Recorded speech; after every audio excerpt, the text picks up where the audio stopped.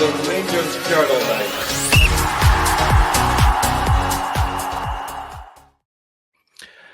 Good morning, good afternoon, or good evening, depending on when you're watching this. So welcome to the Rangers Journal. This is the Journal Report, our number one scouting show on the network. I'm joined by Mitch today as we do part two of our end of transfer window blitz of players selected from a number of the guys in the scouting channel that we have, or scouting chat, I should say, that we have on the Journal. We went through four interesting, exciting players, mostly defenders, in part one. So if you didn't if you didn't get to see that, I'll put a link in the description below. Please check that one out. And part two, we're going to go on to another four exciting players. How are you looking forward to these next four, Mitch? Always, mate. I love it when we can find these gems that we find ourselves obviously looking at, obviously within the scouting chat there. And I think one thing it's kind of underappreciated maybe a little bit in the overall pod is how much time and effort gets put into the background of finding these players that we go, this player would really fit this system of play. And again, these are obviously just our picks and our suggestions, but it's based on kind of almost analytical data, the same sort of data that the club are using and every club's using now, towards transfer models. So we've kind of tried to use the data sets that we go, well, big, pacey, athletic, they've got motors, they've got something different, but we also try to show a really good variety in the type of player that we bring. It's not just here is 10 players that all do the same thing. We like to try, what's the expression, variety is the spice of life, as they say, Doug. Mm-hmm. That's the one indeed. So kicking off variety in this video is Vladimir Skreskiu. I'm not sure on that one. Let's just call him Vladimir. So Vladimir is a defensive midfielder, 25 years old. He's 6 foot with a value of around about €2 million. We can see there a heat map, obviously in the areas you would expect, slightly biased to the left side of that defensive mid. Key stats there: played 31 matches, 50%, or in fact just under 60% for his both ground and aerial duels. A really good high number of recoveries there: 14.1 per 90, 6.7 interceptions per 90. So a number of good little stats there, and you can see obviously his percentiles across the sort of pizza chart there. From what I could see of him, he looks like he's got good positional sense. Notes here: tackling, interceptions were good. I mean, he's meant to be tactically astute. I managed to find a couple of articles about him, which, assuming Google Translate, has done me good. He's tactically astute and not terribly tactically astute, but they seem to suggest he was okay. And I did find some things in English as well that praise his aggression, stamina, and aerial ability. So a lot of good physical notes on him there, which obviously for a defensive mid in Scotland is a plus. What's your thoughts on Vladimir? I like him. I think really nice age, but also really nice experience. I think he's already on something like about 130 roughly club appearances, give or take. But I think one of the biggest things is he takes his defensive responsibility. And I think that's something that, as a team, we've kind of lacked a little bit, is just that natural six. Somebody who sits in that six and says, this third of the pitch is mine and thou shall not pass. And I think when you look at, going through an average of 14 recoveries a game is massive. It can't be underestimated, the level of work rate that the man goes through. But equally, and I think when you start looking at number sixes, it's always important to look at what they do at the other end. Not just, can you clean up the house, because that's what we've got centre-backs for as well. It's, can you launch attacks and can you get us moving forward? When you look at those pass actions into the final third per 90 minutes, 6 key passes into the final third is really, really big. That shows aggressive attacking intent. Again, I know obviously the league quality is going to be a little bit lower than what we are playing in at the moment, but you would assume that would translate quite well, and especially the domestic scene, where I think I think we all, as Scottish football fans, are doing Scottish football a certain level of dirty when we call it a low block league now. Because I think the low block era is slowly but surely coming to an end within Scotland, where we've got a lot more progressive managers, maybe better quality of managers, and managers who have adapted, where teams are no longer afraid to take the fight to one of the big two. They will come out and they will try and play their brand of football and it makes for a much better, exciting spectacle, I think. And I think that's where a player like Vladimir could really, really shine, when you start looking at, you know, taking the St Mirren game at the weekend there, as a perfect example. There were spaces that weren't quite being exploited very well enough within the middle. And you're looking at that, particularly when we were not 1-0 down, you're looking at that going, somebody grab this by the scruff of the neck in the middle of the park and kill the momentum from the other team. When you've got a player, and to a certain level, a functional, not sexy signing, who is going to be the workhorse within the middle, that's where I think a player like him will shine. Where you go, when we just need somebody to just be that dominant presence. And I think when you look at his pizza chart there, good accurate passes, good progressive runs, um, good. Even his aerial duels are pretty decent there, obviously for a six. I think. What do you see as being one of his standout attributes that he would bring to the system? Well, like you said, I think his stats there point to his work ethic. His successful defensive actions, aerial duels that you just hit on there, and the interceptions. They're all 90 plus percentile. So he's doing more of that than over 90% of anyone else in his sort of position in the league. So that kind of, I think, speaks to his workload there. And then, like you say, you've got not only as a defensive midfielder, but in terms of someone that we put a lot of onus on that defensive position, not just as someone who can defend, but then someone who can start attacks. And you've got upper 80% percentiles for things like successful dribbles, and what was the other one I'd looked at? Forward passes, and indeed accurate forward passes is in the 80, bang on 80 as well. So, you are looking at a player that's got the work ethic, but then also is putting the effort in the other direction as well and trying to get the ball forward, which is something we need because, we've been looking at Joe Rothwell, obviously, who seems to be the favourite of the manager for that sixth role.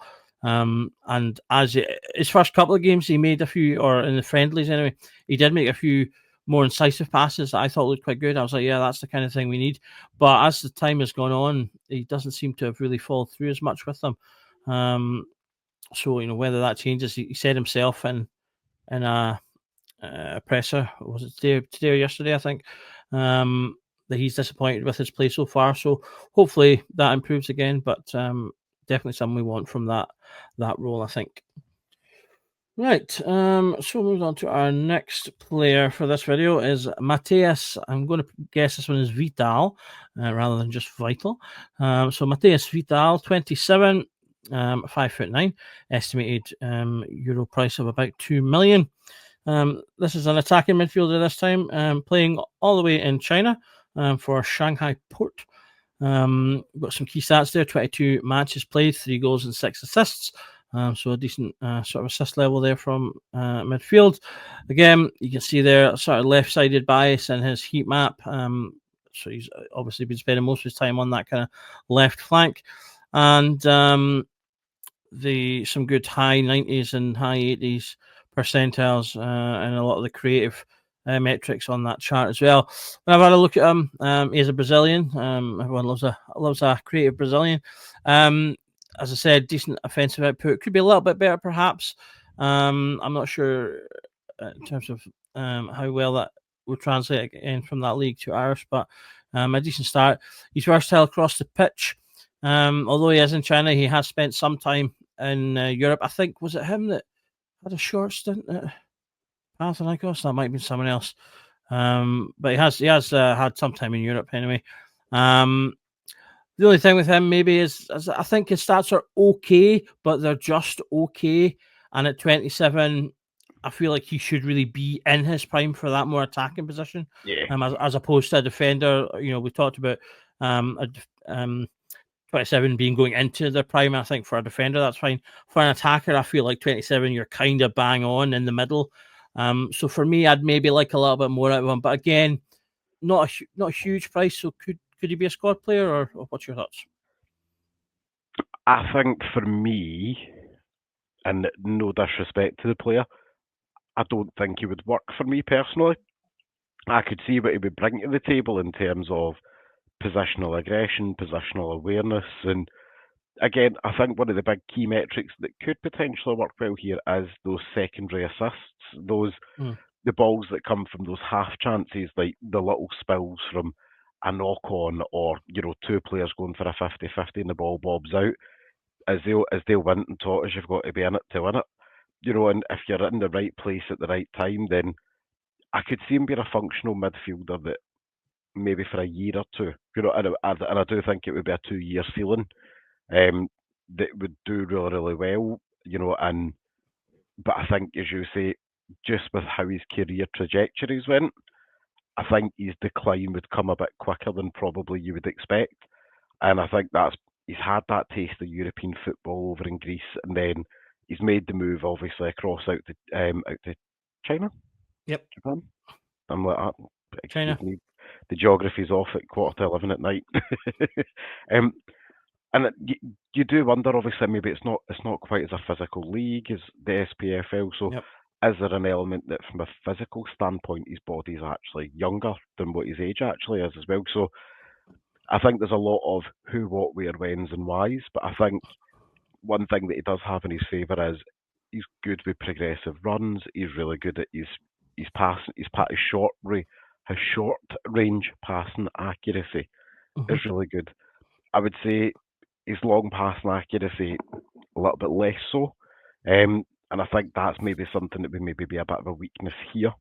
I can't say he's not particularly the quickest either, and I think maybe that lack of pace would cause a few issues. But I think, given the pace that we've got throughout the team and potentially still to come into the team, I think that lack of pace could almost be offset in that Tom Lawrence type role, where you say, just you focus on where you are going to be, and then focus on popping the shot in, or getting the wingers fed in.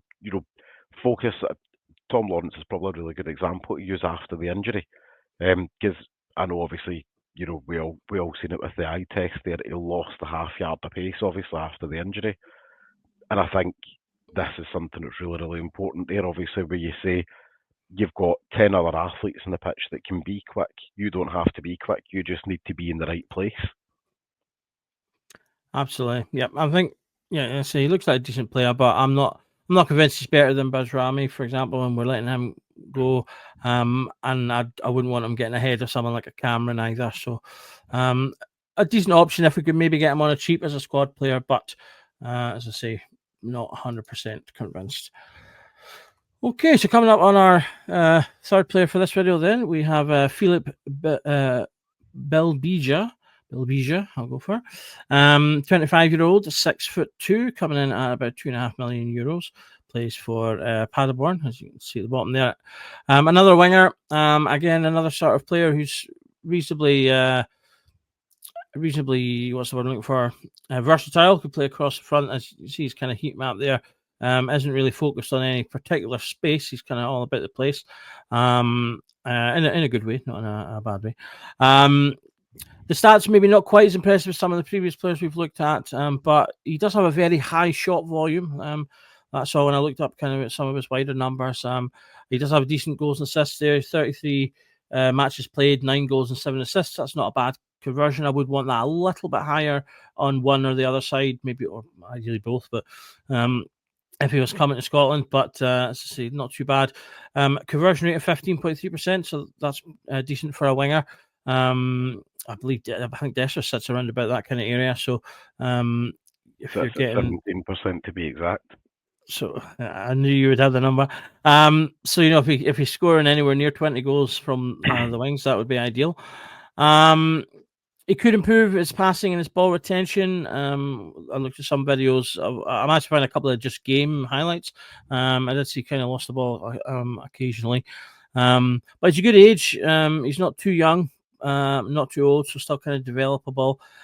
He is kind of more just about to hit his prime, I think, in terms of a winger. So you could maybe still get a little bit about him, and he would be, reasonably cost effective, ideally. But again, as I say, I think he's for me a decent player, but I'm not sure. For me, again, given the options we currently have, I think we'd probably be second string. What about yourself? I think he would be a solid backup option, but I think sometimes when you're looking at teams like Paderborn, and no disrespect to them, they are not a dominant team in their own league. So I think when you look at the players within these teams, you kind of have to look at the data whilst obviously giving that context to it of they are not playing even in a top five, a top five team within that league.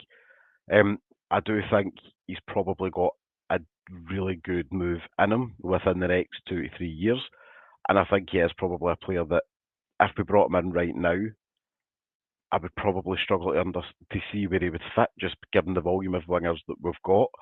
But equally, at the same token, knowing again that we have like some Mikey Moores on loan, Bajrami is obviously heading away, and then you look at Kieran Dowell as well. Kieran Dowell, he's not a winger in anybody's books, but I think as well, maybe when you look at somebody to kind of help the development of somebody like your own youngster, like Finlay Curtis, where you go, if Finlay Curtis is maybe on a run of games where he's maybe had 4 or 5 starts, and he's maybe just not in a right run of form, because it happens with young players. I think having an experienced player like Bilbaja beside him to say, look, let's take out the fire for the next game or two, and it keeps the team's momentum moving forward, where we can allow the youngster to have the break while he gets used to this level of adult football, but it also equally means that, as you mentioned there earlier on, the quality drop off isn't, it's not a huge quality drop off. And arguably, when you look at his positional stats and where he takes shots and things like that from, he's actually got quite a lot of similar characteristics to Finlay Curtis. If you look at what's within the squad at the moment, where he likes a shot from outside the box, but he also doesn't mind cutting all the way inside the box as well. And you can see that from the heat map there. He's really busy in the opposition box. And when you are in the team that is likely to be dominated on the ball, I think that that speaks volumes for where do your wingers work for you when you've got the ball? What do they do with it? And I think the positional smarts to be, and it's going to sound like 1990s football tactics, but be in and around the mixer, because as we all know, anything can happen. A goalkeeper can flap at something, a centre back can miss a header. It could just be that your striker and their centre back have both went for a ball and both of them have made a rip roaring backside of it. How do you help your team? And it's quite simple to be in a team that is likely to be dominated by a possession-based team. You help your team by helping your teammates by being right behind them at the right place at the right time. And I think that's maybe probably what he offers different. If we were in one of them really neat, nasty, 0-0 tight packed, everybody's everywhere kind of game, I could see him being that wee spark that offers something different. Absolutely. I think just before we move on to the next player, one thing I had noted that I forgot to mention that I do like is matches played in the 94th percentile. So he's always available, which is a massive thing for us given recent tribulations, and an excellent thing to have in a player that you want to be available should you need to change a game or cover an injury. So a big plus in his corner for that one as well. Okay, so moving to our final player for this video, one that will be much more familiar, I think, to a lot of Rangers fans. Kieran Bowie, 22-year-old Scottish player from Hibs, obviously. 6'2", estimated to be about 1 million market value, although I can guarantee Hibs will want at least 2, 3, 4, 5 times that after the goal he scored the other week. And the fact that they're obviously not going to want to sell to a rival in their own league. So a couple of blockers potentially for him there. I was also having a look. Your automatic assumption when you see Scottish player, you'd think a plus would be European squad. However, I'm not 100%. I only had a quick look, so I can't say for certain. But I'm not actually 100% he has enough time. He did start in Scotland, but he wasn't there for long. I think it was only 2 years, and then he went down south. So I'm not sure if he actually would qualify as a homegrown or association player. If he spends another year at Hibs, he will. I'm certain. But if we were to magically pull him out the bag this window, I'm not sure if that plus would actually end up being a thing. But that aside, I must admit I've not watched a huge amount of Kieran Bowie, but I did watch Hibs game where he scored that cracking goal. And frankly, if I was to be forced to say yes or no to buying him on that game alone, I would say 100%. He showed everything that I think this current team is missing in terms of he was all over the place. He was action, he was effort, he was tackling, he was hustling, he was bustling, he was holding up the ball, creating things, getting it to other players. Then obviously he had the gumption to fire that ridiculous goal in as well. So he's got that exuberance of youth that we're seeing from Finlay Curtis as well. So obviously in terms of wider thing, he does have pace, does have power, works hard, and if you poke your head into any Hibs areas on the internet, they are absolutely in love with him. So I think he ticks a lot of boxes. The difficult part, I think, would be I don't think he's going to be a realistic purchase for this window because I don't think there's any hope in hell Hibs would let him go. Do you know, he's such an exciting young player. And I will say, and I'm going to give huge credit to David Gray, because he's really just said to Kieran Bowie, "Sail away, son. Let the confidence really take you all the way, and let it kind of really lead you to the well." The young people will not have got that plan at all. Anyone under 30, just that joke wasn't for you. That was for us old boys. I appreciate it. But I think, for me, he's got such a huge ceiling as a player. He's still got to become a fully accomplished international, not just in the squads, but an actual accomplished international for me. And you say at 22, he's feasibly still got 10 years of an international career in front of him.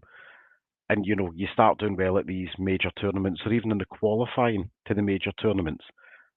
He's another player that if he hit the ground running domestically and got a couple of goals in Europe, you can see how quickly that price tag becomes double, triple.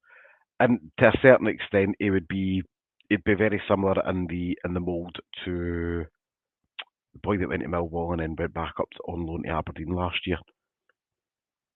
But again, that sort of transfer fee, where he went down the road to Millwall for I think it was £3-4 million or something, where he went down the road, came back up to Aberdeen last year, kicked on really well, and he's now been put back in the Millwall squad. So his loan purpose has done what it's needed, and I think this is where Bowie could be. You could get a really good 2 or 3 years out of him and get really refined and really polished. And I think if he was already Nisbet. playing for Nisbet, sorry, just came to me there. There we go. But I think if Kieran Bowie was already playing for either side of the city right now, that transfer fee would already probably be double what it is right now. And it's because he's not had that next level experience that's kind of held him back a wee bit. But I think, for me, could I see him doing really well in that, call it the rotating striker role, that, when we've got 3 games in a week and we've got a lovely trip up to Aberdeen, or we've got a trip, down, into Dundee or whatever, and you say, I just need a striker that is going to go in. He's a big bit of a unit. He's quite quick. He knows the league, and he's going to get fed some scraps at certain points of the game. I just need him to go and do the dirty work, and I think that's what Kieran Bowie gives you right now, but with such a huge potential to grow far beyond that. Yeah, I definitely think he's an exciting prospect for Scotland. If he proves to be a good goal scorer, then he can make a real difference, because for me, that's been the biggest thing Scotland have missed. We've had a decent set of defenders, particularly fullbacks. We've got an excellent selection of midfielders and have for a while, but the thing we've been missing is a decent striker who can just take that, one chance you get in a game that can make the difference. And if he can be that, if he can have like all the energy of, say, like a Kenny Miller that would run around all over the place but not be able to score quite as much, if he can have all that energy and the goal scoring, then he'll definitely go on to big things. So that was a good little variety of players there we've got for part 2 of this video. Murder this pronunciation again. Skriyu, Vital, Belbija and Bowie. Who is your pick of the bunch from this 4? I'm going to say Bowie, and I think it comes down to not just because he's Scottish, but it comes down to who can I see having the exponential growth when he comes in as part of the overall transfer cycle. And I think he's a player that if we buy him for even 2 million, I don't think it's unfeasible to say on a 5-year contract at £2 million, in 2 to 3 years' time, I don't see it unfeasible, turning around in a club saying we want to give you £5 or £6 million for him, on the caveat being he progresses the way that he looks like he's going to continue to progress. Obviously, that is the gamble with young players. We've seen that. We're seeing right now Agamani leaving for, what the reported fee of just around £10.5, £11 million, and that's been based on 6 months worth of potential. That he's moving on for that fee. And I think we will always have the uphill battle in terms of selling him of nationality snobbery. We know that a team is not going to turn around unless it was Lionel Messi of Scotland. A team is not going to, from across Europe or England or whatever, they are not going to come up here and pay £10 million for a Scottish striker. It's not going to happen. But you say that Scottish players are the vogue right now, especially in Italy. Well, this is true. We might do a little better than we have in the past. But I think, a decent top-end championship team where you look at the likes of the boy, he was at Plymouth, Ryan Hardy. You look at a player like Ryan Hardy, he's obviously moved about. He took a low value move to England, obviously to Plymouth when he first went there, then took that next step move to Middlesbrough thereafter. And he went to them for a fair pretty penny. I think he went there for, I think it was about £6 or £7 million. And you say maybe the value long term in him isn't a sell-on fee. You say, well, I'll tell you what, we'll buy him for £2 million. You're going to buy him for £6 or £5 million, which again is still double what we've paid for him. But we're also going to put a 10% sale on in there, because if he hits the ground running, and let's say realistically the championship, if he hits the ground running, it gets to January, the relegation, strugglers can't buy a goal to save themselves, and if he's on red hot fire, somebody's then going to turn around and say, you paid 6 for him, there's 12 for him. Yep. Okay, so thank you everyone for joining us today. Or today, tomorrow, whatever day you're watching this. Another 4 exciting players, interesting players that could potentially be on Rangers' radar in the next week or so of the transfer window. As I say, if you have not seen part 1 of this, we covered 4 players in part 1 as well, and you can find that video in the description. And we also have a part 3 coming at you, which should be out the day after this one. So whenever you're watching this, find out what day this video was put up, and then look at the next one, and you'll get part 3 as well. If you happen to be watching it on the day, then you'll have to wait till tomorrow. So you've got an exciting gift coming to you. we've got loads still coming in at the journal. We'll be covering all of Rangers games with pre and post matches and stuff in the evenings, as well as your afternoon news show as well. So do like and subscribe to the channel. Click that notification bell as well to get notified for all the videos, including part 3 of this. Thank you for watching. This has been the Rangers Journal, and we'll catch you again soon.